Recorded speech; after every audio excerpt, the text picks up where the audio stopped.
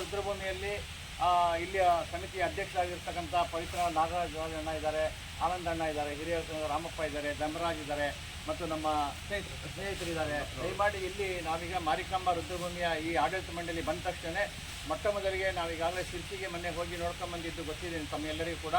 ಆ ರೀತಿ ನಾವು ಒಂದು ಸ್ವಲ್ಪ ಪ್ರಮಾಣದಲ್ಲಾದರೂ ಕೂಡ ಇಲ್ಲಿ ಬರ್ತಕ್ಕಂಥವ್ರಿಗೆ ನೆಮ್ಮದಿ ಸಿಗಬೇಕನ್ನೋ ದೃಷ್ಟಿಯಿಂದ ಮಾಡ್ತಾ ಇದ್ದೀವಿ. ಈಗಾಗಲೇ ಕಳೆದ 4-5 ದಿನಗಳಿಂದಲೂ ಕೂಡ ಇಲ್ಲಿಗಾಗಲೇ ಸ್ವಚ್ಛತಾ ಕಾರ್ಯ ನಡೀತಾ ಇದೆ ಮತ್ತು ತೆಂಗಿನ ಮರಕ್ಕೆ ಬುಡ ತೆಗೆದು ಅಲ್ಲಿಗೆ ಗೊಬ್ಬರ ಹಾಕುವಂಥ ಕೆಲಸ ನಡೀತಾ ಇದೆ. ಇದ್ರ ಬಗ್ಗೆ ನಮ್ಮ ಪವಿತ್ರ ನಾಗರಾಜ್ ಅವರು ಇಲ್ಲಿ ಅಧ್ಯಕ್ಷರಿದ್ದಾರೆ, ಅವ್ರು ಏನು ಹೇಳ್ತಾರೆ ಕೇಳೋಣ.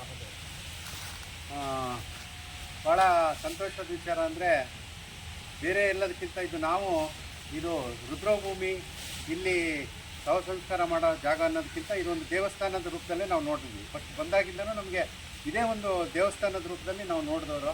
ಹಾಗಾಗಿ ಯಾರೇ ಬಂದರೂ ಕೂಡ ಇಲ್ಲಿ ಒಂದು ಮೊದಲಿಗೆ ನೋಡ್ತಕ್ಕಂಥದ್ದು ಇಲ್ಲಿ ಸ್ವಚ್ಛತೆ, ಇಲ್ಲಿ ಬಂದಿರತಕ್ಕಂಥ ವ್ಯವಸ್ಥೆ ಹೇಗಿದೆ ಅನ್ನೋದು ನೋಡ್ತಾರೆ. ಯಾಕಂದರೆ ರುದ್ರಭೂಮಿಗೆ ಬರೀ ನಮ್ಮೂರವ್ರು ಮಾತ್ರ ಬರೋದಿಲ್ಲ, ಬೇರೆ ಭಾಗದಿಂದ ಬಂದಿರತಕ್ಕಂಥ ಜನಗಳು ಕೂಡ ಬಂದು ಇಲ್ಲಿ ನೋಡುವಂಥ ಒಂದು ವ್ಯವಸ್ಥೆ ಇದ್ದೇ ಇರುತ್ತೆ. ಹಾಗಾಗಿ ನಾವು ಮೊದಲಿಗೆ ನಮಗೆ ಜವಾಬ್ದಾರಿ ಬಂದ ನಂತರ, ನಮಗೆ ಜನ ಜವಾಬ್ದಾರಿ ಕೊಟ್ಟ ನಂತರ ನಾವು ಆದಷ್ಟು ರುದ್ರಭೂಮಿ ಬಗ್ಗೆ ಹೆಚ್ಚಿನ ನಾವು ಕಾಳಜಿಯನ್ನು ವಹಿಸ್ಕೊಳ್ಬೇಕು ಅನ್ನೋ ಒಂದು ತೀರ್ಮಾನ ಮಾಡಿದಾಗ ಅದಕ್ಕೊಂದು ಸಮಿತಿಯನ್ನು ಮಾಡಬೇಕು ಅನ್ನೋ ಒಂದು ಎಲ್ಲ ಇಡೀ ನಮ್ಮ ಆಡಳಿತ ಮಂಡಳಿ ಸೇರಿ ಒಂದು ಸಮಿತಿಯನ್ನು ಮಾಡಿದ್ವಿ. ಅದಕ್ಕೆ ಶ್ರೀಯುತ ನಂಜುಂಡಸ್ವಾಮಿ ಅವರಿಗೆ ನಾವು ಹೆಚ್ಚಿನ ಅದಕ್ಕೆ ಅವರು ಒಲವನ್ನು ತೋರಿಸಿರೋದ್ರಿಂದ, ಹಾಗೆ ಅವರಿಗೆ ಇದ್ರ ಬಗ್ಗೆ ಹೆಚ್ಚಿನ ಆಸಕ್ತಿ ಇರೋದ್ರಿಂದ ಅವರ ನೇತೃತ್ವದಲ್ಲಿ ಒಂದು ತಂಡನ ಮಾಡಿ ಕೆಲಸವನ್ನು ಪ್ರಾರಂಭ ಮಾಡ್ತೀವಿ. ಅದರ ಜೊತೆಗೆ ಒಂದಿಷ್ಟು ಜನ ಇಲ್ಲಿ ಇದ್ದಾರೆ, ನಮ್ಮ ದಿನಕರ್ ಇರ್ಬೋದು, ಹಾಗೆ ಅದ್ರ ಜೊತೆಗೆ ದಿಶ್ಗುರು ಇದ್ದಾರೆ, ಹಾಗೆ ಭಾಳ ಜನ ನಮ್ಮ ಎಲ್ಲರೂ ಶ್ರೀನಾಥ್, ಕಾಂತು, ಸುಮಾರು ಜನ, ಶ್ರೀನಿವಾಸ ಮೇಸ್ತ್ರಿ ಅವರು ಉಪಾಧ್ಯಕ್ಷರು ಎಲ್ಲರೂ ಇದ್ದಾರೆ. ನಾವು ಕೂಡ ಎಲ್ಲರೂ ಸೇರಿ ಮಾಡಬೇಕು ಅನ್ನೋ ಒಂದು ಕಲ್ಪನೆಯನ್ನು ಇಟ್ಕೊಂಡಿದ್ವಿ. ಅದ್ರ ಪೂರ್ವಕವಾಗಿ ಮೊನ್ನೆ ಶಿರ್ಸಿಗೆ ನಾವು ಹೋಗಿ ಬಂದುಬಿಟ್ಟು ಎಲ್ಲ ನೋಡ್ಕೊಂಡು ಬಂದ್ವಿ. ಅಲ್ಲಿ ರುದ್ರಭೂಮಿ ಇರ್ತಕ್ಕಂಥ ವ್ಯವಸ್ಥೆ ಭಾಳ ತುಂಬ ಅಚ್ಚುಕಟ್ಟಾಗಿರ್ತಕ್ಕಂಥದ್ದನ್ನು ನೋಡಿ ನಮಗೆ ತುಂಬ ಎಲ್ಲರಿಗೂ ಸಂತೋಷ ಆಯಿತು. ಆ ಮಾದರಿಯಲ್ಲಾದರೂ ನಾವು ಎಲ್ಲಾದರೂ ಅಲ್ಲಿ ಇರ್ತಕ್ಕಂಥ ಸ್ವಲ್ಪ ನಮಗಿರ್ತಕ್ಕಂಥ ವ್ಯವಸ್ಥೆ ಸರಿ ಮಾಡ್ಕೊಳ್ಬೇಕು ಅನ್ನೋ ಒಂದು ಹಂಬಲದಿಂದ ಮೊದಲನೇದಾಗಿ ನಾವು ಈಗ ಈ ದೇವಸ್ಥಾನದ ಮೇಲ್ಗಡೆ ಕೂಡ ಇಲ್ಲಿ ಶಿವನ ದೇವಸ್ಥಾನ ಇದೆ, ಅಲ್ಲಿ ಒಂದು ಡ್ಯಾಮ್ ಪ್ರೂಫ್ ಮಾಡುವಂಥ ಕೆಲಸ. ಯಾಕಂದರೆ ಲೀಕೇಜ್ ಆಗ್ತಾಯಿತ್ತು ಭಾಳ ವರ್ಷದಿಂದ, ಅದ್ರ ಮೇಲೆ ಎಲೆ ಸೊಪ್ಪುಗಳು ಬಿದ್ದು 1 ಅಡಿ ಅಂತ ಎತ್ತರದಲ್ಲಿ ಬೆಳೆದಿತ್ತು. ಅದನ್ನಷ್ಟು ಕ್ಲೀನ್ ಮಾಡಿಸಿ ಶ್ರೀನಿವಾಸ ಮೇಸ್ತ್ರಿ ಅವರ ಒಂದು ನೇತೃತ್ವದಲ್ಲಿ ಅವ್ರ ತಂಡ, ಅವರ ಜೊತೆಗಿರ್ತಕ್ಕಂಥ ಅವರ ಕೆಲಸಗಾರರು ಪಾಪ ತುಂಬ ನೀಟಾಗಿ ಮಾಡ್ತಾ ಇದ್ದಾರೆ. ಅದು ಅವರು ಶ್ರದ್ಧೆಯಿಂದ ಮಾಡ್ತಾ ಇದ್ದಾರೆ ಆ ಕೆಲಸನ. ಹಾಗೆ ಈ ನಂತರದಲ್ಲಿ ನಾವು ಹೀಗೆ ಬಂದು ಇಲ್ಲಿ ನೋಡ್ತಾ ಇದ್ದೀರಿ, ಈಗ ತೆಂಗಿನ ಮರದ ಬುಡವನ್ನು ಮಾಡ್ತಕ್ಕಂಥದ್ದು ನಮ್ಮ ನಿಮ್ಮ ಹೆಸರು ಕಾಗೋಡಿನ ಪರಶುರಾಮ್ ಅವ್ರ ತಂಡ. ಅವರು ಎಲ್ಲ ನಮ್ಮ ಸಾಗರದ ಮೂಲೆ ಭಾಗದಲ್ಲೂ ಕೂಡ ಇದೇ ರೀತಿಯಾಗಿ ಅವರು ಗುತ್ತಿಗೆ ಆಧಾರದಲ್ಲಿ ಕೆಲಸ ಮಾಡತಕ್ಕಂಥವ್ರು. ಅವರ ಒಂದು ತಂಡ ಬಂದು ಈ ನಮಗೆ ಮೊದಲನೇ ಸುತ್ತಿನಲ್ಲಿ ಯಾವ ರೀತಿ ಮಾಡಬೇಕು, ಇದ್ದಿದ್ದರಲ್ಲೇ ಇದನ್ನು ಯಾವ ರೀತಿ ಮಾಡಬೇಕು ಅನ್ನೋದನ್ನು ತೋರಿಸ್ಕೊಟ್ಟಿದ್ದಾರೆ. ನಂತರದಲ್ಲಿ ಇದಕ್ಕೆ ಮಣ್ಣುಗಳನ್ನು ಹೊಡಿಸುವಂಥದ್ದು ಆ ಕೆಲಸ ಎಲ್ಲ ಆಗಬೇಕಾಗಿದೆ, ಮೆಟ್ಲಿಂಗ್ ಮಾಡುವಂಥ ಕೆಲಸ ಆಗಬೇಕಾಗಿದೆ, ಬ್ರಿಕ್ಸ್ಗಳು ಹಾಕಿಸ್ಬೇಕು, ಹಾಗೆ ಕೆಲವು ಬೋರ್ಡ್ಗಳನ್ನು ಹಾಕಬೇಕು, ಭಾಳಷ್ಟು ಕೆಲಸಗಳಿದೆ ಇಲ್ಲಿ. ಮಾಡಲಿಕ್ಕೆ ಹೋದರೆ ತುಂಬ ಕೆಲಸ ಇದೆ. ಅದನ್ನೆಲ್ಲ ನಾವು ಹಂತವಾಗಿ ಮಾಡುವಂಥ ಒಂದು ಪ್ರಯತ್ನವನ್ನು ನಾವು ಮಾಡಲಿಕ್ಕೆ ಇವತ್ತು ಎಲ್ಲರ ಸಹಕಾರದಿಂದ ನಮ್ಮಿಲ್ಲೇ ರಂಗಣ್ಣ ಅವರು ಕೂಡ ಬಂದು ಎಲ್ಲ ರೀತಿ ಸಹಕಾರ ಕೊಡ್ತಾರೆ. ಕಟ್ಟಿಗೆ ಹೊಡೆಯೋಕ್ಕೆ ಜನ ಇಲ್ಲ ಅಂದ ತಕ್ಷಣ ಕಟ್ಟಿಗೆ ಹೊಡೆಯೋಕ್ಕೆ ಜನನ ವ್ಯವಸ್ಥೆ ಮಾಡಿಕೊಟ್ಟಿದ್ದಾರೆ. ಹಾಗೆ ಬೇರೆ ರೀತಿಯಲ್ಲಿ ಎಲ್ಲರೂ ಇಡೀ ನಮ್ಮ ಎಲ್ಲ ನಮ್ಮ ಇರ್ತಕ್ಕಂಥ ನಿರ್ದೇಶಕರು ಇರ್ಬೋದು, ಎಲ್ಲರೂ ಕೂಡ ಒಬ್ಬರೆಲ್ಲ ಒಂದು ರೀತಿ ಸಹಕಾರವನ್ನು ಕೊಟ್ಟು ಈ ಒಂದು ಹಂತಕ್ಕೆ ಬರ್ತಾ ಇದೆ. ಮುಂದಿನ ದಿನಗಳಲ್ಲಿ ಹೇಗಾಗಬೇಕು ಅಂದರೆ ಜನ ಬಂದು ಕೂತು ಊಟ ಮಾಡಿ ಹೋಗಬೇಕು, ಬಂದು ವಿಶ್ರಾಂತಿ ತೊಗೊಂಡು ಊಟ ಮಾಡಿ ಹೋಗೋಂಥ ಒಂದು ವ್ಯವಸ್ಥೆ ಇಲ್ಲಿ ಆಗಬೇಕು. ಹಾಗೆ ಇಲ್ಲಿ ನಮ್ಮ ಮತ್ತು ನಂಜುಂಡಸ್ವಾಮಿಯವರ ಒಂದು ಆಸೆ ಏನಪ್ಪ ಅಂದರೆ ಇಲ್ಲಿ ಕೆಲವು ಸೆಮಿನಾರ್ಗಳಾಗಬೇಕು.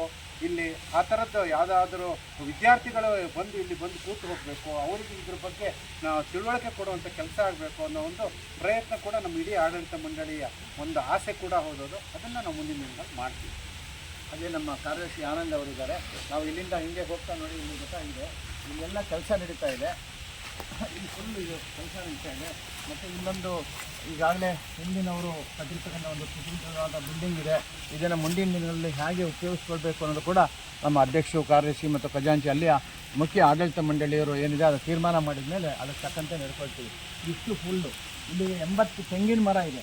ಈ ತೆಂಗಿನ ಮರಗಳಿಗೂ ಕೂಡ ಒಂದೊಂದು ಹೆಸರುಗಳನ್ನು ಕೊಡಬೇಕು ಅನ್ನುವಂಥದ್ದು ಕೂಡ ಯೋಚನೆ ಮಾಡ್ತೀವಿ. ಒಂದೊಂದು ತೆಂಗಿನ ಮರಕ್ಕೆ ಒಂದೊಂದು ಹೆಸರು. ಆ ತೆಂಗಿನ ಮರ ಒಂದು ವರ್ಷಕ್ಕೆ ಎಷ್ಟು ಫಸಲು ಬಿಡುತ್ತೆ, ಅದು ಆ ರೀತಿ ಒಂದು ಲೆಕ್ಕ ಇಟ್ಟು ಕೂಡ ಒಂದು ಆದಷ್ಟು ಪಾರದರ್ಶಕವಾಗಿರಬೇಕು ಅನ್ನೋದು ಕೂಡ ನಮ್ಮ ಈಗ ಅಧ್ಯಕ್ಷರು ಸ್ವಲ್ಪ ಇಲ್ಲಿ ನಮಗೆ ಹಣ್ಣಿನ ಗಿಡಗಳನ್ನು ಒಂದಿಷ್ಟು ಹಣ್ಣಿನ ಗಿಡಗಳಿರ್ಬೋದು, ಎಲ್ಲ ಜಾತಿಯ ಒಂದೊಂದು ಗಿಡಗಳನ್ನು ನೆಡುವಂಥ ಒಂದು ಕಲ್ಪನೆ ಕೂಡ ಶ್ರೀಯುತ ನಂಜುಂಡಸ್ವಾಮಿಯವರು ಅವರು ಕೂಡ ತಲೆಯಲ್ಲಿದೆ. ಆ ರೀತಿಯಾಗಿ ಮಾಡ್ಕೊಂಡು ನಾವು ಮುಂದಿನ ದಿನದಲ್ಲಿ ಹೋಗಬೇಕು ಅನ್ನೋದು ಕೂಡ ಒಂದು ಆಸಕ್ತಿಯಿಂದ ಮಾಡ್ತಾ ಇದ್ದಾರೆ. ಒಟ್ಟಿನಲ್ಲಿ ಹಳಬರು ಮಾಡಿರ್ತಕ್ಕಂಥ ತುಂಬ ಹಳೆ ಹಿರಿಯರು, ನಮ್ಮ ಹಳೆಯ ಅವರು ಹಿರಿಯರು ಸುಭಾಷ್ ಅಣ್ಣ ಇರ್ಬೋದು, ಗುಪ್ತರು ಇರ್ಬೋದು, ಲಿಂಗಪ್ಪನವ್ರು ಇರ್ಬೋದು, ಭಾಳಷ್ಟು ಓಮನ್ ಸಿಂಗ್ ಅವರು, ಎಲ್ಲರ ಪಪ್ಪ ಅವರ ಹಿರಿಯರು ಮಾಡಿರೋ ಒಂದು ಕಲ್ಪನೆ ಇದೆ. ಆ ಕಲ್ಪನೆಯನ್ನು ನಾವು ಮುಂದುವರ್ಸ್ಕೊಂಡು ಹೋಗುವಂಥದ್ದು ನಮ್ಮ ಕೆಲಸ ಇದೆ.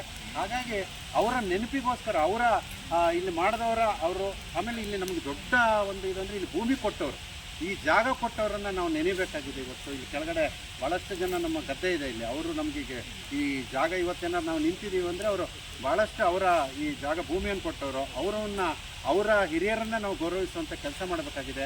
ಅವರ ನೆನಪನ್ನು ಇಲ್ಲಿ ಉಳಿಸುವಂಥ ಒಂದು ಕೆಲಸ ಏನಾದರೂ ಒಂದು ಮಾಡಬೇಕು ಅನ್ನೋದು ಮೊನ್ನೆ ಕೂಡ ಒಂದು ಚಿಂತನೆ ನಡೆದಿದೆ. ಅವರು ಮಕ್ಕಳುಗಳೆಲ್ಲ ಬಂದು ಭಾಳಷ್ಟು ನಮ್ಮ ಜೊತೆ ಸಹಕಾರ ಕೊಟ್ಟಿದ್ದಾರೆ. ಭಾಳ ಮುಖ್ಯವಾಗಿ ಇವತ್ತು ನೀರಿನ ವ್ಯವಸ್ಥೆ ಆಗಬೇಕಾಗಿದೆ, ಒಂದು ಬೋರ್ ಹೊಡಿಬೇಕು ಅನ್ನೋದು ಒಂದು ಪ್ರಯತ್ನ ಇದೆ. ಇಲ್ಲ ಅಂದರೆ ಸಾಧ್ಯ ಆಗಿಲ್ಲ ಅಂದರೆ ಒಂದು ಬಾವಿನಾದರೂ ಇಲ್ಲಿ ತಗ್ಸಿ ಮುಂದಿನ ದಿನಗಳಲ್ಲಿ ಒಂದು ಒಳ್ಳೆ ಬಾವಿ ತಗ್ಸ್ಬೇಕು ಅನ್ನೋದು ಕೂಡ ನಮ್ಮ ಯೋಚನೆ ಇದೆ. ಎಲ್ಲರ ಒಂದು ಸಹಕಾರದಿಂದ ಮಾಡೋಣ. ಮತ್ತು ಭಾಳ ವಿಶೇಷ ಅಂದರೆ ಇದಕ್ಕೆ ದಾನಿಗಳು ಸಿಗ್ತಾ ಇದ್ದಾರೆ. ದೊಡ್ಡ ವಿಶೇಷ ಎಲ್ಲರೂ ಹೇಳ್ತಾ ಇರ್ತಕ್ಕಂಥವ್ರು ಏನಂದರೆ, ಈ ರುದ್ರಭೂಮಿಗೆ ಅಂದರೆ ನನ್ನ ಕೈಲಾಗಿ ಸಹಾಯ ಮಾಡ್ತೀವಿ ಅನ್ನೋ ಒಂದು ಭರವಸೆಯನ್ನು ಕೊಟ್ಟಿದ್ದಾರೆ. ಒಂದು ಬಾವಿನಾದರೂ ಮಾಡ್ಬೋದು, ಇಲ್ಲ ಬೋರನ್ನು ತೆಗಿಬೇಕಾದ್ರೂ ಇರ್ಬೋದು, ಬೇರೆ ಬೇರೆ ರೀತಿಯಾಗಿ ಅದು ನೋಡಿ ಮೊನ್ನೆ ಗಿಡಗಳಿಗೆ ಹಾಕ್ಲಿಕ್ಕೆ ಒಂದು 15 ಚೀಲ ಗೊಬ್ಬರ ಕೊಟ್ಟರು ಒಬ್ಬರು, ನಮ್ಮ ಕಲ್ಸೆ ಅನ್ನೋರು. ಪಾಪ ಅವ್ರು ಹೋಗ್ತಿದ್ದಂಗೆ ನೋಡಿ, ಈ ರುದ್ರಭೂಮಿಗಾದರೆ ಯಾಕೆ ತೊಗೊಂಡೋಗಿ ಅಂತೇಳಿ ಕೊಟ್ಟಿದ್ದಾರೆ. ಆ ಥರ ಮನಸ್ಥಿತಿಯವ್ರು ಭಾಳಷ್ಟು ಜನ ಇರೋದ್ರಿಂದ ಇನ್ನೂ ಇದಕ್ಕೆ ಅಭಿವೃದ್ಧಿ ಮಾಡೋಕ್ಕೆ ನಮಗೆ ಒಂದು ಶಕ್ತಿ ಬಂದಿದೆ ಅಂತ ನಾನು ಹೇಳ್ತೀನಿ. ಇವೆಲ್ಲದಕ್ಕೂ ಮುಖ್ಯವಾಗಿ ನಂಜುಂಡಸ್ವಾಮಿ ಜವಾಬ್ದಾರಿ ಇದೆ. ಮತ್ತು ಮುಂದಿನ ದಿನಗಳಲ್ಲಿ ನಂಜುಂಡಸ್ವಾಮಿಯವರು ಹರಿಶ್ಚಂದ್ರ ಪಡೆ ಅಂತ ಒಂದು ಪಡೆ ಮಾಡ್ತಾರೆ. ಅದಕ್ಕೆ ಅವರೇ ಮುಖ್ಯ ಸಂಚಾಲಕರಾಗಿ ಇದನ್ನಷ್ಟನ್ನು ಅವರೇ ಅಭಿವೃದ್ಧಿ ಪಥ ನಡೆಸ್ಕೊಂಡು ಹೋಗ್ತಾರೆ. ನಾವೆಲ್ಲರೂ ಅವರಿಗೆ ಸಾಥ್ ಕೊಡ್ತೀವಿ. ಎಲ್ಲ ತಂಡ ಅಧ್ಯಕ್ಷರು ಮತ್ತು ಎಲ್ಲ ತಂಡದ ನೇತೃತ್ವ ಮಾತ್ರ